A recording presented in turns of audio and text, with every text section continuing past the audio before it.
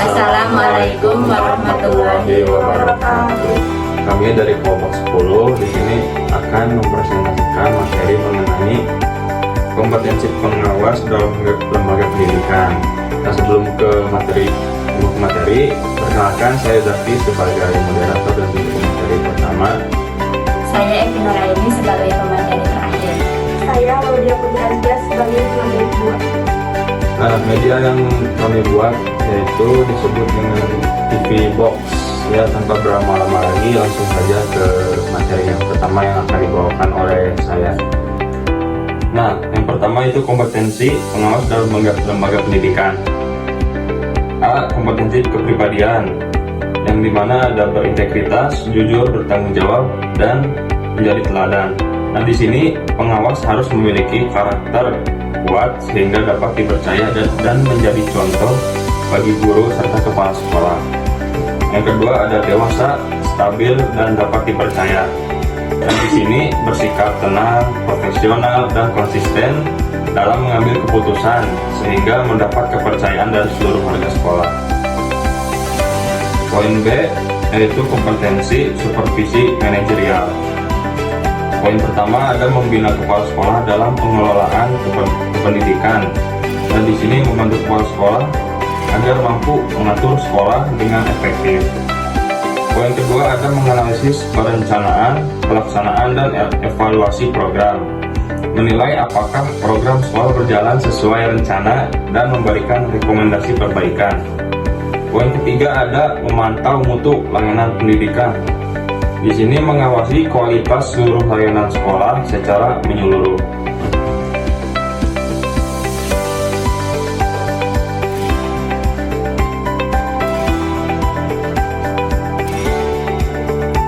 Lalu untuk poin kedua ada kompetensi supervisi akademik, di mana poin-poinnya terdapat membimbing guru dalam merencanakan, melaksanakan, dan mengevaluasi pembelajaran.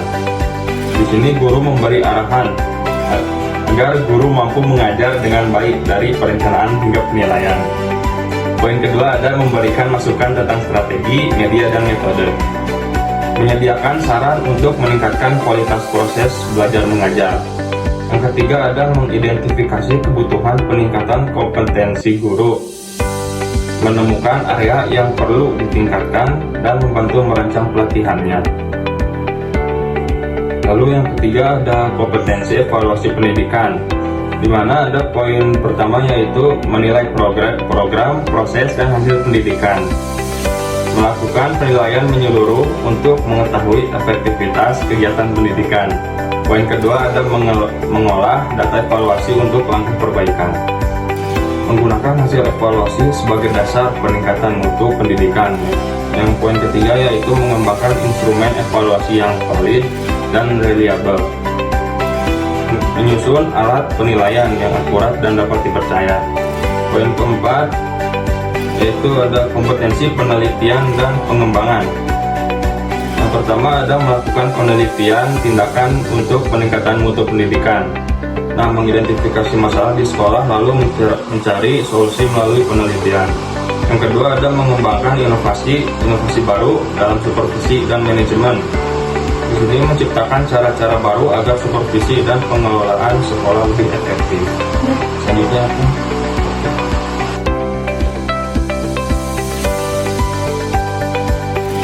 Baik, di sini ada hambatan dalam pengawasan pendidikan. Yang pertama itu penurunan pendapatan atau keuntungan tanpa penjelasan yang jelas. Jadi pendapatan tiba-tiba turun tanpa alasan yang pasti menunjukkan adanya masalah di dalam perusahaan.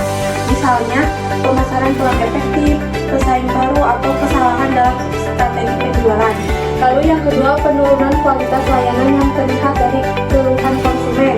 Nah, jadi jika pelanggan mulai banyak mengeluh, itu tandanya layanan tidak berjalan dengan baik. Bisa karena pelayanan lambat, kualitas barang menurun, atau pegawai tidak bekerja optimal.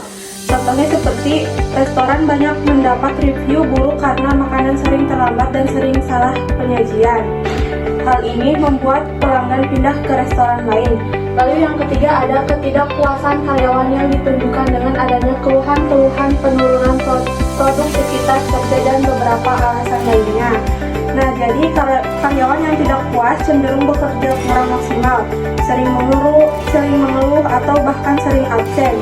Ini biasanya disebabkan gaji tidak sesuai, beban kerja terlalu berat, atau lingkungan kerja kurang nyaman. Lalu yang keempat ada berkurangnya arus kas perusahaan yang dapat berdampak pada kelangsungan operasional. Nah, jadi arus kas menurun berarti uang yang masuk lebih kecil dibandingkan pengeluaran. Jika terjadi terus-menerus, perusahaan bisa kesulitan membayar gaji, membeli bahan baku, atau membiayai produksi. Contohnya seperti perusahaan manufaktur tidak bisa membeli bahan baku karena uang belum masuk dari pelanggan yang menunda pembayaran. Lalu yang kelima ada banyaknya pengangguran yang menandakan adanya kesenjangan distribusi sumber daya manusia. Nah, jadi pengangguran terjadi karena lapangan kerja tidak sebanding dengan jumlah pencari kerja atau kualifikasi pekerjaan tidak cocok dengan kebutuhan perusahaan. Lalu yang keenam, ada pekerjaan yang tidak terorganisir yang dapat berdampak pada efisiensi dengan adanya keluhan-keluhan penurunan produktivitas kerja dan beberapa alasan lainnya. Nah, jadi ketika pekerjaan tidak diatur dengan baik, proses menjadi lambat, tugas tumpang tindih dan hasil tidak maksimal. Contohnya dalam sebuah proyek, tidak ada pembagian tugas jelas, akhirnya dua divisi mengerjakan hal yang sama, sementara tugas lainnya justru tidak dikerjakan. Lalu yang terakhir ada pengeluaran yang melebihi anggaran yang telah ditetapkan. Jadi, jika biaya yang dipakai lebih besar dari anggaran, berarti perusahaan tidak mengelola keuangan dengan baik. Ini dapat mengganggu rencana kegiatan dan menyebabkan kerugiannya. Nah, contohnya seperti departemen pemasaran diberi anggaran 100 juta untuk promosi, tetapi mereka menghabiskan 150 juta karena tidak mengontrol biaya iklan digital atau event. Baik, selanjutnya akan dijelaskan oleh teman saya.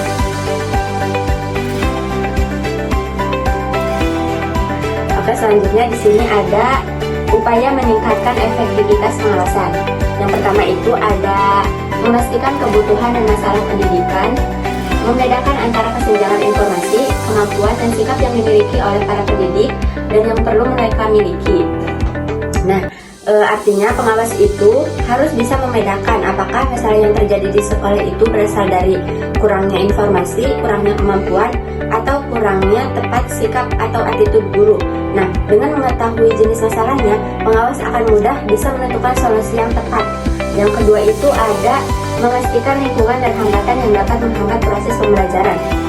Nah, jadi pengawas itu perlu menilai apakah ada hambatan dalam lingkungan belajar, misalnya fasilitas kurang memadai, ruang belajar tidak nyaman, dan suasana sekolah yang tidak mendukung proses pembelajaran. Nah, hal-hal ini harus diidentifikasi agar pembelajaran bisa berjalan secara optimal. Yang ketiga itu ada menentukan tujuan jangka panjang yang ekspresif untuk membantu inisiatif peningkatan. Nah, jadi pengawas itu harus menetapkan tujuan peningkatan mutu pendidikan yang jelas, terarah, bisa menjadi panduan dalam mengambil keputusan, serta tujuannya bukan hanya untuk saat ini, tetapi juga untuk perkembangan jangka panjang sekolah. Yang keempat itu ada menggambarkan tugas-tugas manajemen yang diperlukan pada tingkat ini, termasuk yang berkaitan dengan dana sumber daya peralatan dan kebutuhan media. Nah, jadi pengawas itu perlu menjelaskan apa sih tugas-tugas yang harus dilakukan oleh pihak sekolah untuk mendukung peningkatan mutu, misalnya itu pengelolaan dana, penyediaan sumber daya, peralatan yang dibutuhkan, dan media pembelajaran yang harus tersedia. Nah, hal ini penting agar sekolah tahu apa yang mereka perlu persiapkan. Next.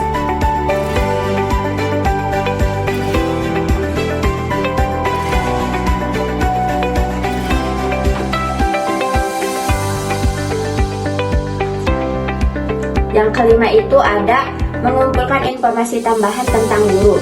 Nah, jadi untuk mengetahui kebutuhan guru, pengawas bisa melakukan contohnya itu mengundang konsultan atau ahli, melakukan wawancara, menggunakan angket atau survei.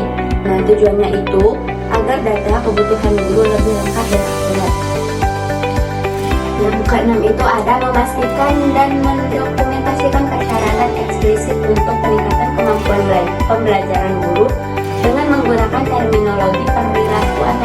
saja. Jadi pengawas itu perlu menuliskan secara jelas apa saja sih kemampuan atau perilaku yang harus ditingkatkan oleh guru tersebut. Contohnya itu penjelasannya harus spesifik. Misalnya, guru mampu menyusun RPP berbasis diferensiasi dengan benar. Bukan hanya guru harus lebih baik dalam membuat RPP. Yang terakhir itu ada yang ke-7 itu ada mengidentifikasi kesenjangan perkembangan keterampilan pembelajaran guru yang dapat diatasi dengan metode dan media di luar sekolah formal. Nah, jadi pengawas itu harus melihat keterampilan apa saja sih yang belum dimiliki guru dan bisa ditingkatkan melalui pelatihan atau kegiatan pengembangan di luar sekolah formal seperti kursus, workshop, pelatihan daring, atau komunikasi belajar.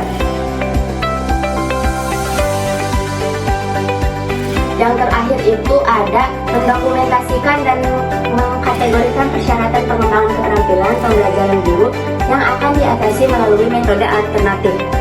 Nah, jadi setiap kebutuhan pengembangan guru itu harus dicatat dan dikelompokkan agar mudah ditindaklanjuti.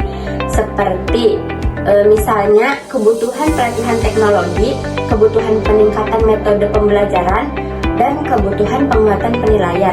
Nah, jadi dengan pengelompokan ini, sekolah bisa merencanakan program yang lebih terarah. Mungkin segitu saja yang dapat kami sampaikan. Apabila ada kekurangan mohon dimaafkan, dan ada korban itu hanya milik Allah Subhanahu wa Ta'ala. Ya, kurang lebih mohon maaf. Wabillahi taufiq wal hidayah. Wassalamualaikum warahmatullahi wabarakatuh.